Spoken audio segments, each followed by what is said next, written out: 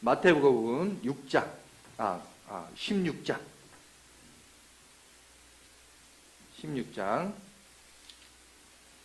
21절부터 28절까지 말씀입니다.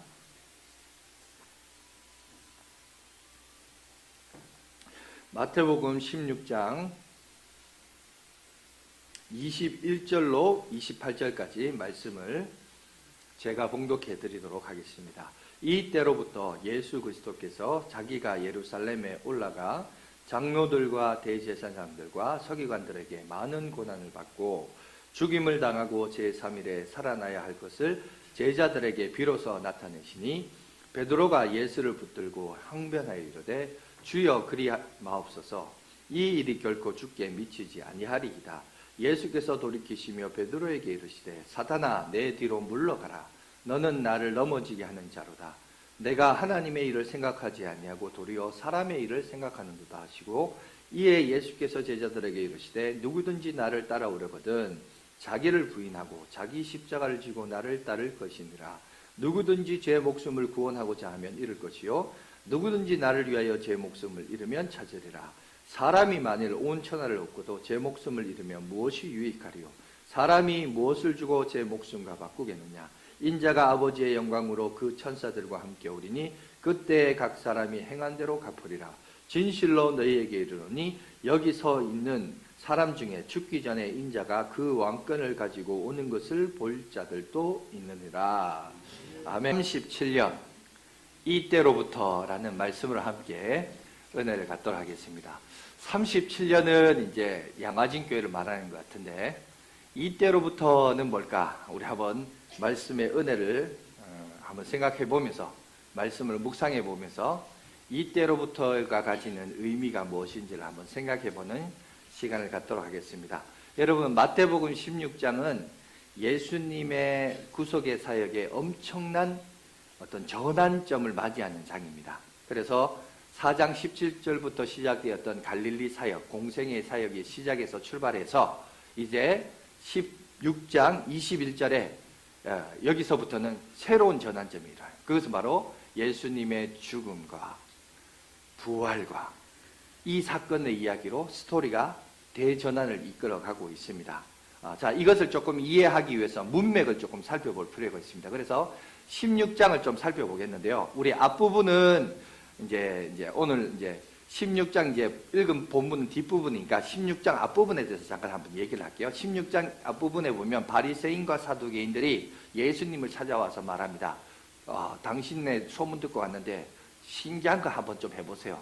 표적 좀 한번 보여주세요. 이렇게 얘기합니다. 그러자 예수님이 이들의 말하고자 하는 저희를 알았죠. 왜? 표적을 그동안 수없이 많은 표적과 기사를 보여줬습니다. 그러니까 오늘 본문은 이제 예수님이 3년 6개월이 지난 쯤 이제 마지막 구속의 사역을 앞두고 지금 이 얘기를 하고 있는 거예요. 그러니까 그동안 3년 6개월 동안 듣고 보고 다 보았으면서 또 보여달라 그러니까.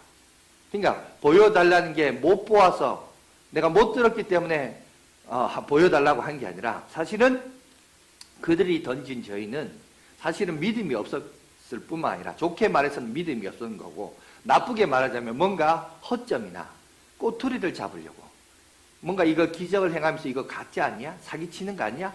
이런 걸 이제 찾아보려고 이제 방법을 구하고 있었던 거예요. 그러니까 그러자 이제 예수님이 하시는 말씀이 뭐냐? 요나의 표적 외에는 내가 너희들에게 보일 표적이 없다라고 얘기하면서 갑자기 요나 얘기가 나요. 우리가 지난 우리 몇 주 동안 요나에 대해서 우리가 살펴봤잖아요. 왜 하필이면 예수님이 여기서 요나의 이야기를 하셨을까? 많고 많은 얘기가 많았음에도 불구하고 하필 왜 요나일까? 우리가 지난주에 이어서 우리 쭉 한번 살펴봅시다. 그러니 결국은 이건 뭐냐 하면 이제 이 요나라는 비유를 요나라는 과거의 사건을 물고기에 들어갔던 사건을 설명을 하시면서 자신의 사역을 설명하는 거예요. 그러니까 뭐냐? 이제는 더 이상 너희가 내가 메시아임을 너희가 믿고 받아들이려면 신기한 것, 뭐 병자들이 낫고 죽은 자가 다시 살아나고 이걸로 이제 믿는 게 아니라 이제 마지막으로 내가 메시아로서 너에게 보여줄 게 있다. 그게 뭐냐? 요나처럼 사람이 물고기 뱃속에 들어갔다는 뭐 물고기 밥이 됐다는 게 뭐예요? 죽었다는 거 아니에요. 그죠? 우리가 뭐 보통 이제 물고기 밥 됐습니다 이러면 죽었다는 의미를 가지고 있지 않습니까? 그러니까 물고기 밥 되었던 요나가 3일 만에 죽지 않고 다시 살아난 것처럼 예수님도 십자가에 매달려 돌아가시지만 3일 뒤에 다시 부활할 이 사건 외에는 너희가 나를 메시아로서 그리스도로서 인정할 일이 없다라는 얘기를 하는 거죠. 물론 이제 그들 안 믿었죠. 믿지도 않았을 뿐만 아니라 예수님이 죽었을 때 혹시 또 시체를 훔쳐가고 예수님 다시 부활했다 거짓말할까봐 파수꾼까지 그들이 세웠습니다.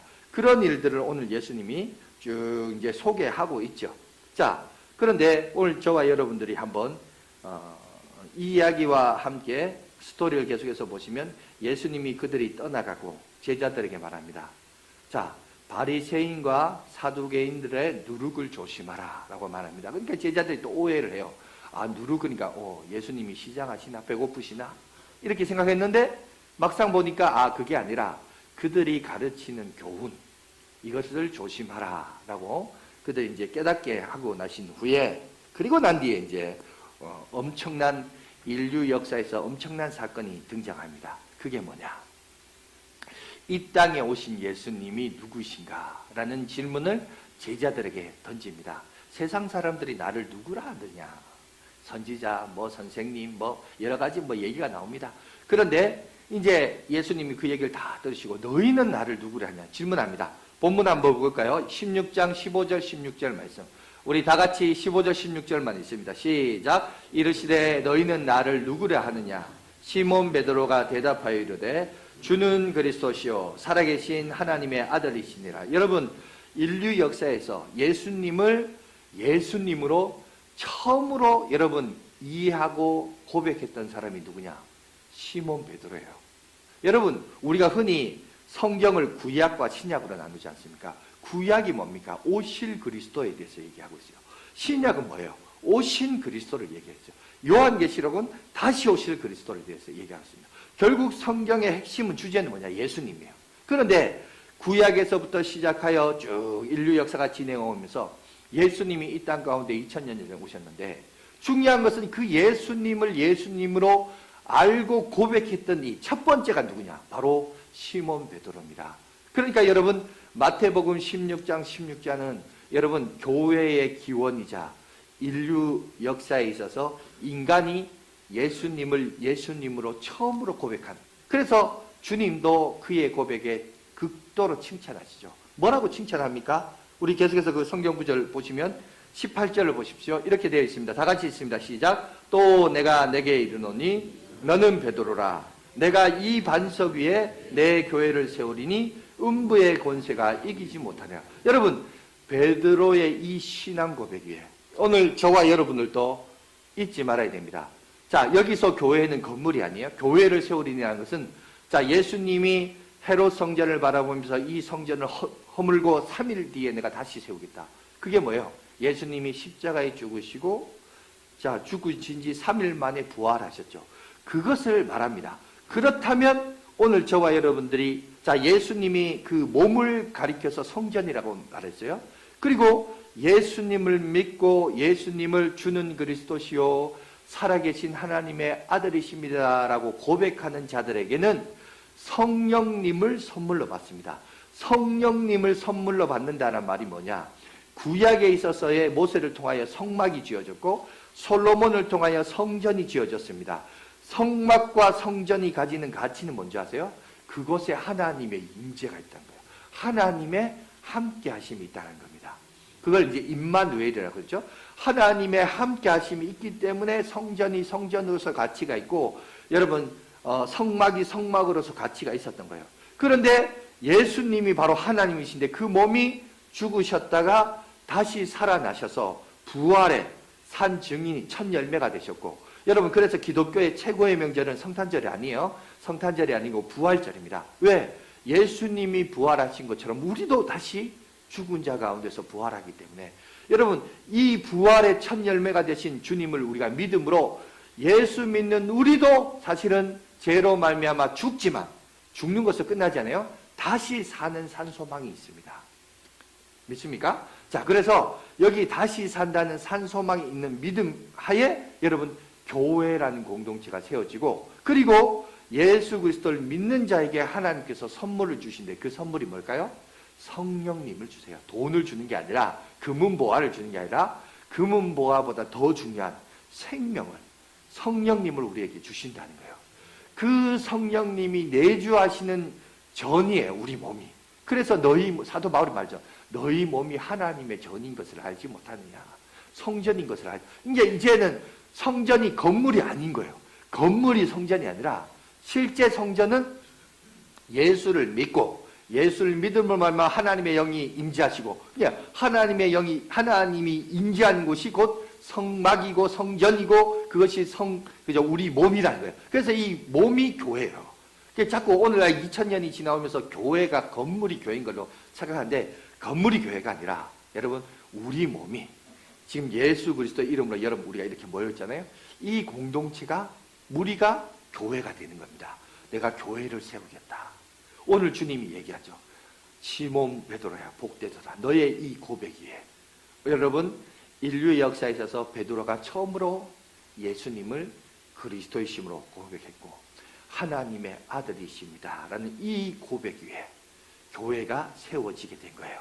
그 고백이 기초가 된 거예요. 건물의 비유죠. 기초가 되어서, 기둥이 되어서 여러분, 교회라는 여러분 믿음의 공동체가 형성하게 되었다라는 사실을 오늘 우리 가운데 얘기하고 있습니다. 그러므로 오늘 저와 여러분들도 주는 그리스도시요 살아계신 하나님의 아들이십니다 라는 그 고백의 반석 위에 든든히 서가는 저와 여러분들 되시길 간절히 바라겠습니다. 자, 그러면서 그런 칭찬이 있은 뒤에 예수님은 이제 앞으로 자기가 해야 될 사역을 얘기합니다. 그게 뭐냐? 바로 사두개인과 바리새인들에게 말했던 요나와 같은 그 이적, 표적을 얘기합니다. 그 실체에 대해서 얘기하는데 그게 21절에 말합니다.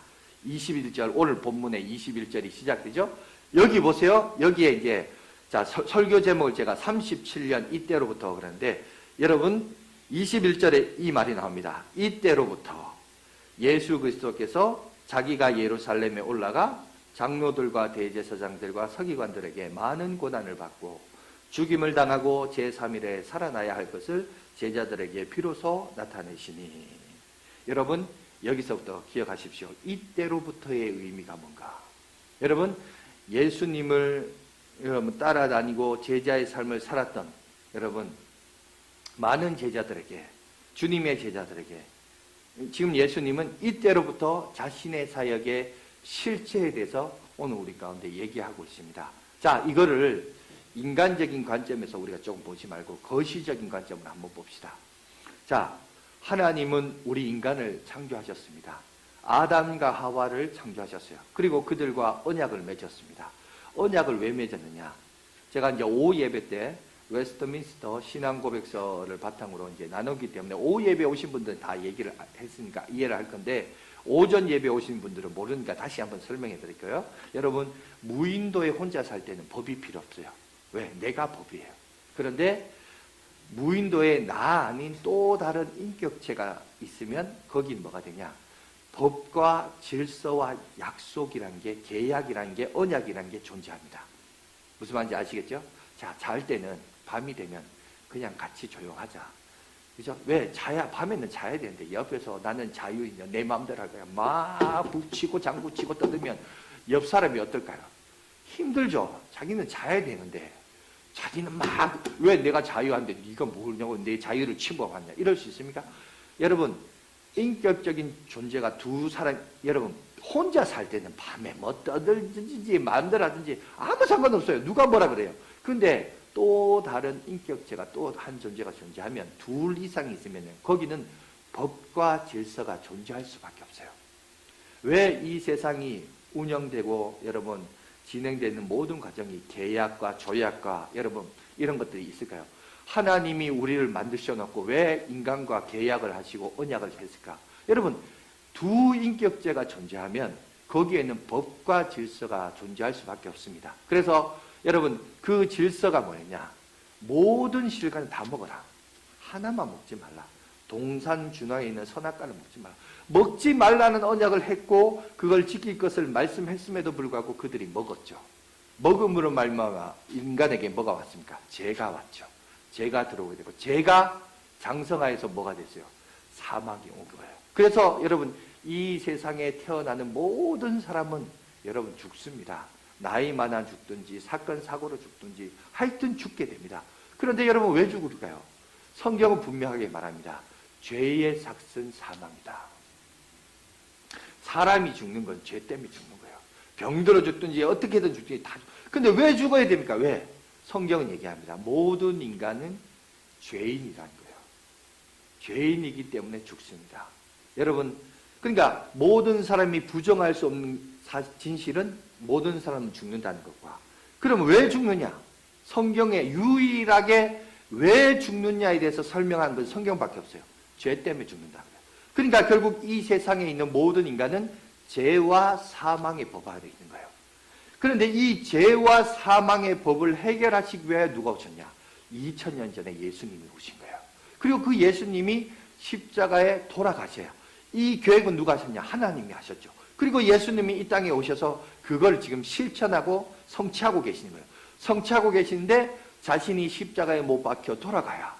그리고 3일 뒤에 다시 부활하여야 율법의 모든 것을 완성하시고, 그 완성하신 예수님이 둘째 아담으로서 인류를 대표하여 십자가에 죽으셔야, 그리고 그를 믿는 우리들도 여러분 비록 이 세상을 살아갈 때 죽음이란 이 과정은 우리가 헤어나올 수 없어요. 우리도 겪어갑니다. 그러나 그것이 끝이 아니죠.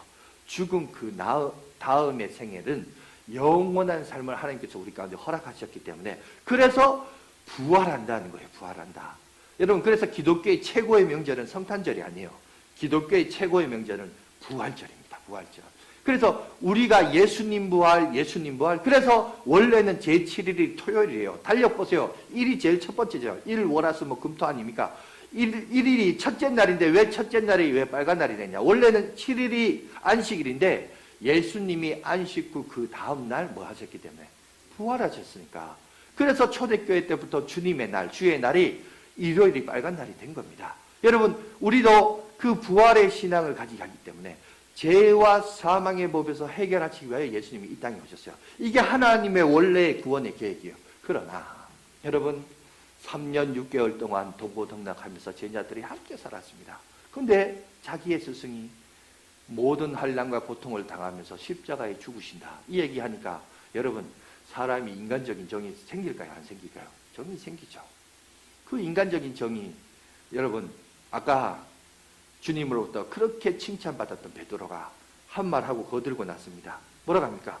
22절 보세요. 베드로가 예수를 붙들고 항변하여 이르되 주여 그리 마옵소서, 이 일이 결코 주께 미치지 아니하리이다. 지금 베드로는 자기 스승의 죽음과 고난에 대해서 얘기하니까 이걸 항변해요. 인간적인 정이 나오는 거죠. 아니면 반대로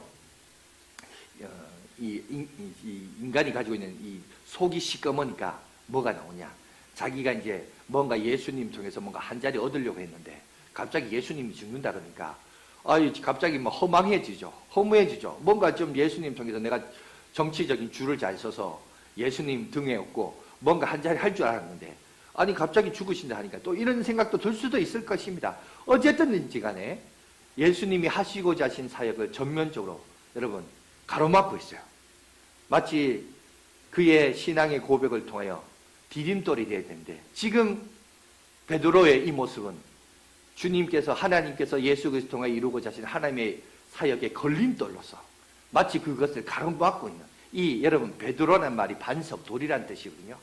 디딤돌이 될 것이냐 걸림돌이 될 것이냐. 참 이 역할을 참 아이러니합니다. 인간적으로는 우리가 충분히 이해하고 받아들일 수 있는 마음이에요. 그죠? 그래서 예수님도 말하잖아요. 근데 문제는 이거에 대해서 이제 베드로에 대해서 주님이 뭐라 그래요? 야, 이 사탄아. 야, 충격적인 말이에요. 사탄아, 뒤로 물러가라. 네가 하나님의, 왜냐하면 베드로가 사탄이 아니라 인간적인 정의, 여러분 인간적인 마음이 우리가 이해는 되지만, 그런데 그 이해한다는 그 정서와 여러분 그 생각이 오히려 마귀의 도구가 될 수 있다는 사실을 오늘 성경은 얘기하고 있어요. 그러니까 인간적으로, 윤리적으로 이것도 여러분 진리는 아니에요. 그죠? 오늘 성경을 보면 우리가 충분히 베드로의 항변하는 모습은 이해가 되잖아요. 인간적으로. 그런데 그게 결국은 무슨 짓이에요? 마귀 짓인 거예요. 그러니까 우리가 이거를 좀 이해할 수 있고 분별할 줄 알아야 됩니다. 그러면서 뭐라고 하냐? 주님이 말해요. 네가 하나님의 일을 생각하지 않고 사람의 일을 생각하는도다 얘기해요. 하나님의 일은 구원을 계획하셨고 예수님이 이 땅에 그것을 성취하러 오셨는데, 그리고 성령님께서 오늘 2000년이 지난 우리도 예수를 본 적도 없고 그저 예수의 음성을 직접 들은 적도 없어요. 그럼에도 불구하고 우리가 믿어지고 예수님을 주는 그리스도시요 살아계신 하나님의 아들이십니다 믿는 신앙이 생긴 이유가 뭐예요? 성령께서 우리 가운데 역사하셔서 우리가 믿어지도록 적용하는 거죠. 그래서 성부 하나님은 계획하시고 성자 하나님은 실천하시고 성취하셨고 또 성령 하나님께서는 우리에게 각 사람에게 적용하는 거예요. 그게 믿어지게끔 역사하는 거예요. 그러니까 사실 내가 믿는다고 내가 믿는 게 아니라 그걸 믿어지게 하시는 성령님의 사역인 겁니다. 그래서 성령님이 그 역할을 하는데 그걸 내가 거부한 거예요. 믿음을 거부한 거예요. 이러면 그걸 이제 성경은 뭐라요? 성령 해방죄라고 하는 거예요.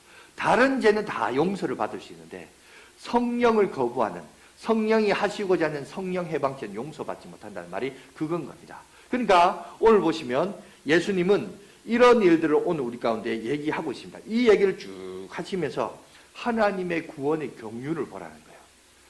성경 전체를 통해서 하나님께서 뭘 얘기하시는 거냐? 오실 메시아를 얘기하고 있고 오신 메시아를 얘기하고, 이제 요한계시록을 통하여 우리들도 적용이 되는 게 다시 오실 메시아를 우리가 신앙을 지키면서 우리가 살아가고 있는데, 문제는 하나님의 이 큰 구원의 경륜과 계획 속에 네가 인간적인 정과 인간적인 생각이 걸림돌이 될 수 있다는 거예요. 하나님의 일을 생각하는 거예요. 네가 디딤돌이 되어야지 왜 걸림돌이 되느냐.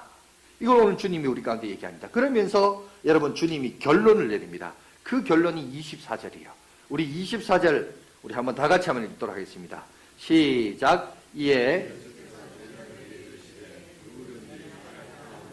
자기를 부인하고 자기 십자가를 지고 나를 따를 것이니라. 아멘.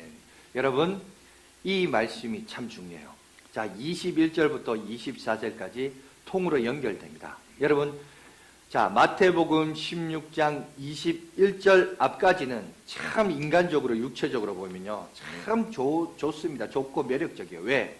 예수님을 따라가면 기적을 경험합니다. 치유도 경험합니다. 배부름도 경험해요. 배고픔에서 배부름을 경험해요. 그것만 있을까요? 사람들로부터 환호와 인정을 받아요. 야, 예수 믿는 것, 예수님 따라가는 것, 야, 이거 좋네. 우리가 옛날 처음으로 치자면 예수 믿으면 복 받습니다. 정말 그래요. 예수 믿으면 복 받습니다. 할렐루야, 아멘. 예수 믿으면 복 받아요. 이렇게 했는데 이제 여러분 16장 21절부터는 뭐라고 얘기하고 있죠?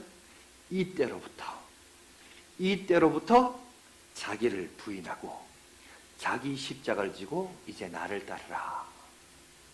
예수님의 이전과 16장 21절 이전과 이후가 확 바뀌어져요.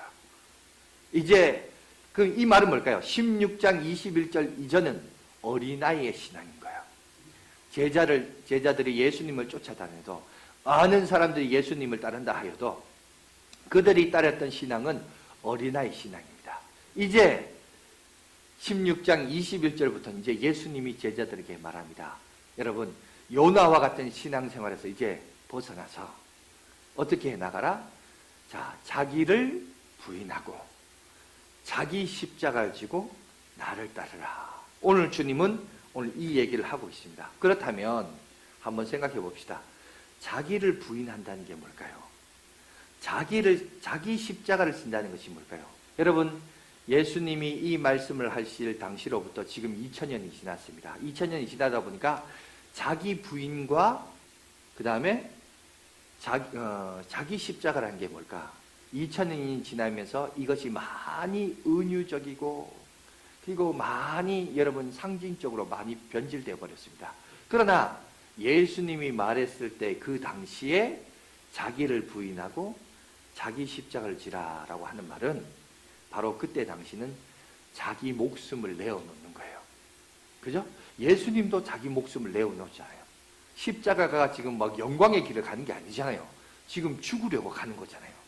예수님의 제자들도 예수님을 주라고 고백했을 때 여러분 돌에 맞아 죽고 짐승들의 밥이 되고 여러분 거꾸로 십자가에 매달려 죽기까지 그들은 자기 십자가를 지고 주님을 따랐습니다.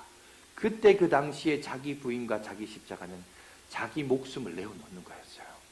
성경도 여러분 보십시오. 계속해서 이어서 보면 주를 위하여 죽는 자는 앞으로 영원히 살 것이요 자기를 위하여 죽는 자는 주님이 오실 때 반드시 심판이 있을 것을 얘기합니다.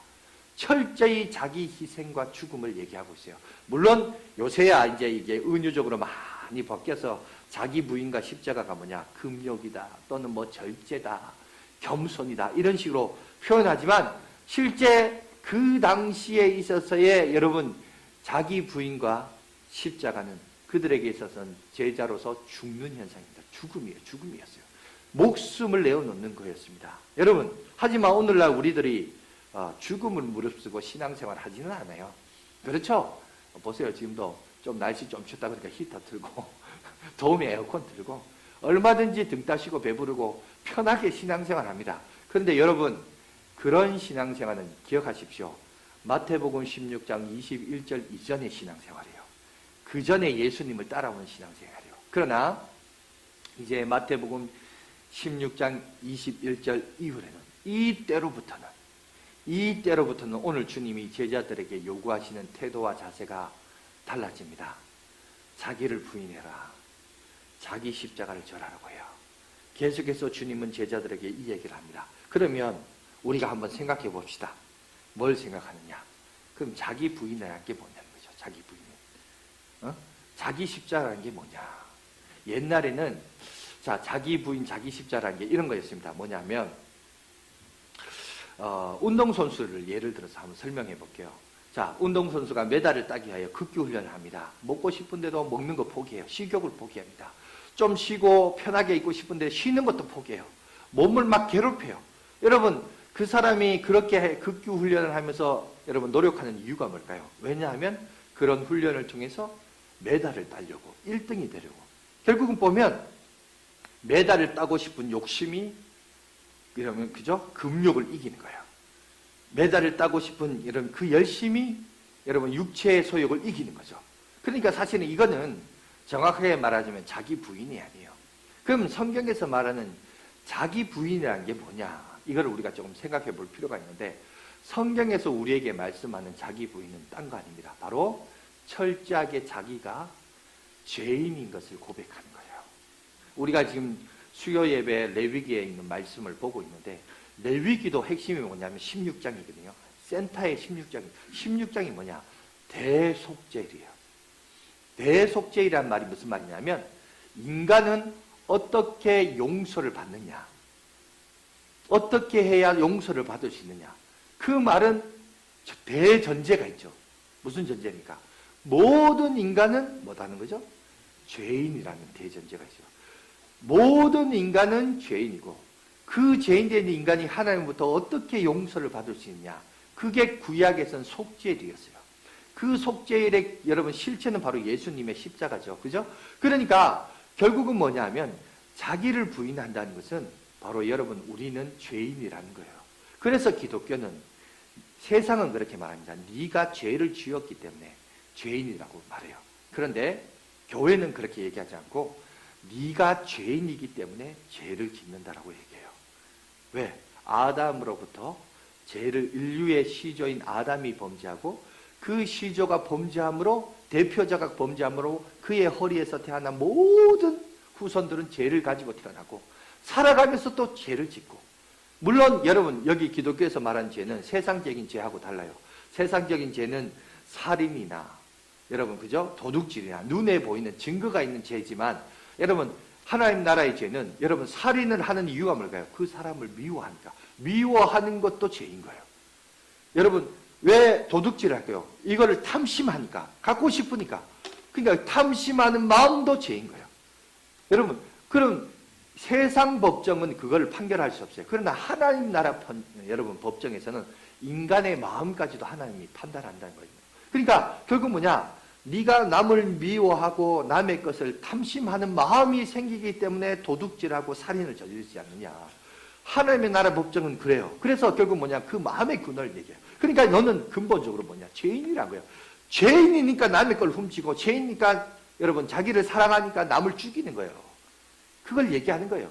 그래서 여러분 우리가 기독교에서 말하는 여러분 죄인이라는 것에 대한 개념을 잘 이해하십시오. 그러면 오늘 저와 여러분들도 다시 한번 생각해야 되죠.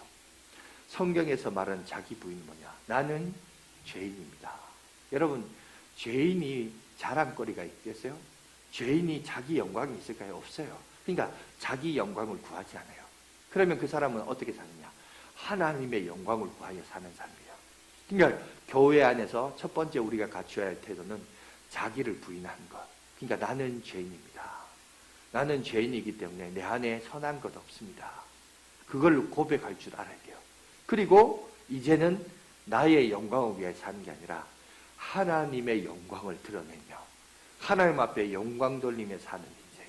그게 바로 기독교에서 말하는 참된 진리와 그리고 여기서 말하는 자기를 부인하고 나를 따를 것을 오늘 우리 가운데 얘기하고 있습니다. 자, 그렇다면 오늘 우리 설교 제목처럼 37년 지난 우리 양아진 교회가 37년 동안 하나님께서 은혜 가운데 인도해 주셨습니다. 그죠? 이제 앞으로 37년 향하여 또 우리도 달려갈 겁니다. 그런데 이때로부터 근데 이 전환점이 좀 필요해요. 전에는 은혜로 달려왔지만 전에는 주님 따라가면 뭐 더 주고 뭐 더 주고 받고 이것만 있었는데 이제 여러분 우리가 생각을 바꿔야 돼요. 이때로부터는 우리 37년 어떻게 만들어가냐? 이때로부터는 자기를 부인하고 자기 십자가를 지고 우리가 주님을 따라가야 될 줄 믿습니다. 여러분 주님 그 시대는 십자가는 사형 집행 도구였어요. 마치 여러분 오늘날은 많은 사람들이 여자들이 귀걸이에 십자가를 달고 여러분 목걸이를 십자가를 하고 문신도 막 십자가를 새깁니다. 여러분 옛날 2000년 지대 사람들이 십자가의 모습을 보면서 얼마나 놀까요? 그건 오늘날 우리가 상징적으로 보면 전기의자나 그죠? 사람은 목줄로 이렇게 이렇게 죽이는 사형 집행 도구예요. 그때 당시는 혐오감을 주는 거였어요. 혐오감을 상징하는 거예요. 그런데 이게 자꾸 예수님의 십자가를 강조하다 보니까 2000년이 지다 보니까 이걸 많이 미화되어서 십자가가 가지는 의미가 많이 퇴색돼 버렸죠. 변질돼 버리는데 2000년 전으로 돌아가 보면 그거는 사형수에게 사형 집행을 행하는 사형 집행 도구였다는 겁니다. 그런데 오늘 주님이 말씀합니다. 자기를 부인하고 자기 십자를 지라. 주님에게 있어서는 그 십자가는 자기의 사명이었습니다. 그렇다면 오늘 우리들도 마찬가지죠. 우리가 짊어져야 될 우리의 사명이 뭔가. 우리의 사명이란 게 나를 등 따시고 배부르 하는 게 그걸 사명이라고 말하지 않아요. 그거는 자기 욕심이고 야망이고 우리에게 맡겨진 사명은 하나님의 영광과 이웃의 유익을 위하여 내가 짊어져야 될 십자가를 얘기하는 거예요. 그 사명을 얘기합니다. 여러분 그게 여러분 뭡니까? 여러분 스스로가 한번 질문해 보시고 거기에 한번 답을 찾아가시기 바랍니다. 하나님께서 우리 양아진 교회를 통하여 이때로부터 자 지금부터 이때로부터 하나님께서 사역의 대전환점을 요구하고 계십니다. 우리가 짊어져야 할 여러분 자기를 부인하는 것과 자기 십자가를 져야 될 것이 뭔가 다시 한번 우리가 생각해 보면서 자, 이 사역의 부르심 가운데 우리가 부르심을 받았다는 것 잊지 마시고 그럼에도 불구하고 여러분 우리의 한계를 보세요. 우리가 주님을 위하여 열심히 산다고 합니다. 정말 목숨까지 내놓으면서 신앙에 열심을 가진다고 하지만 사실은 또 우리가 솔직하게 인정할 것은 우리가 주님만큼 못해요. 예수님만큼 그럼 진짜 그렇게 할 수 있냐? 못해요. 사도 바울만큼 할 수 있느냐? 장가도 안 가고 그렇게 할 수 있냐? 못해요. 그죠? 사실 못합니다. 솔직히 인정할 것은 인정합시다. 그죠?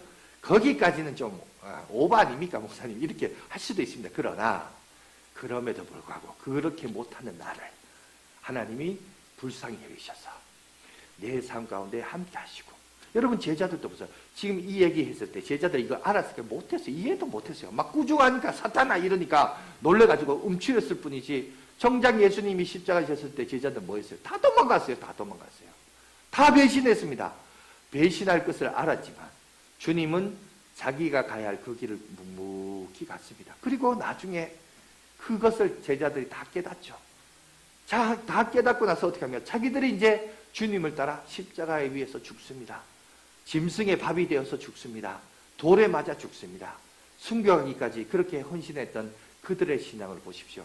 지금의 나를 볼 때는 나는 안 돼요. 그러나 이렇게 연약하고 걸림돌 같은 나를 하나님은요, 우리를 사랑하세요.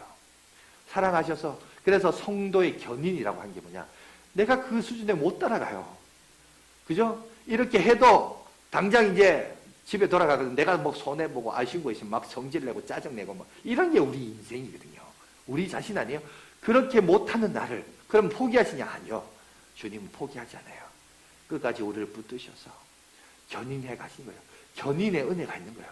그래서 나로 하여금 깨닫게 하시고 그 자리까지 인도하시고 역사하시는 하나님의 은혜가 있다는 겁니다. 그것으로 통하여 우리의 구원이 어떻게 되냐? 완성이 되는 거예요. 완성되어져 가는 거예요. 우리가 흔히 그런 말 하잖아요. 자리가 사람을 만든다. 처음에는요, 그 자리에 올라가도요, 전혀 어색해요. 그 자리와 그 사람이 안 맞아. 안 어색해 보여요. 그런데 점점점 그 자리에 있다 보면 점점 그래 보여요. 여러분 앞에 있는 이 양화진교회 담임 목사님, 정용신 목사도 5년 전에 여러분, 저의 모습과 5년이 지난 저의 모습과 또 5년 뒤에 또 저의 모습을 보세요. 점점점, 양화진교회 담임 목사 되어져 가는 것 같다. 느끼지 않겠어요? 그죠? 그렇게 되어져 가는 거예요. 처음에는 우리의 신분이 하나님의 자녀로 바뀌었지만 여전히 어린아이예요. 하지만 점점점 하나님 우리를 인도하십니다. 우리를 견인해 가십니다. 하나님의 여러분 그 자리로 자기를 부인하고 자기 십자를 지는 그 자리로 우리를 이끌어 가실 줄 믿습니다. 이제 앞으로 우리 37년 이때로부터 하나님께서는 우리를 통하여 자기를 부인하는 것과 자기 십자가를 지고 그 사명을 감당하는 자들에게 하나님께서 빛으로 영광으로 여러분 함께 해주시고 이끌어 주시죠 믿습니다. 그래서 오늘 본문 결론도 보세요. 27절 28절에 뭐라고 하냐? 인자가 아버지의 영광으로 그 천사들과 함께 오리니.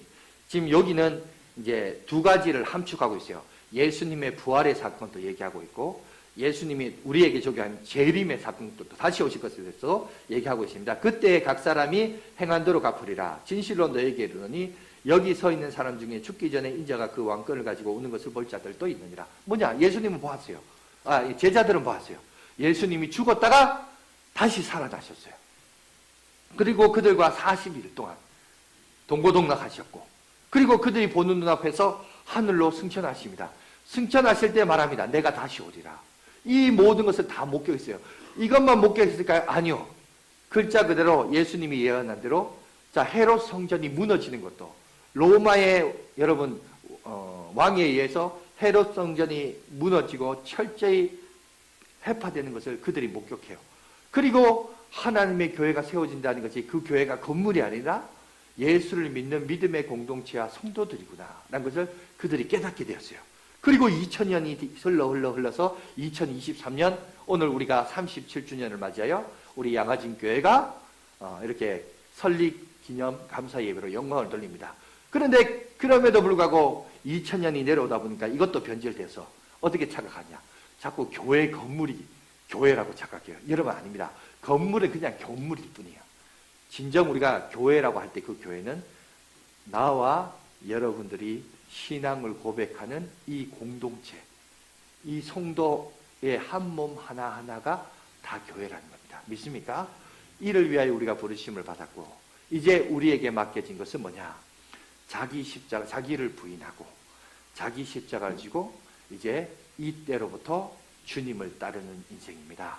아무쪼록 우리 양화진 교회가 주님을 따라 순종하시면서 이제 과거의 요나와 같은 속 좁은 인생이 아니라 이제 주님의 진정한 제자로서 주님을 따르면서 자기를 부인하고 자기 십자가를 지고 주님을 따라가는 저와 여러분들 되시기를 간절히 바라겠습니다.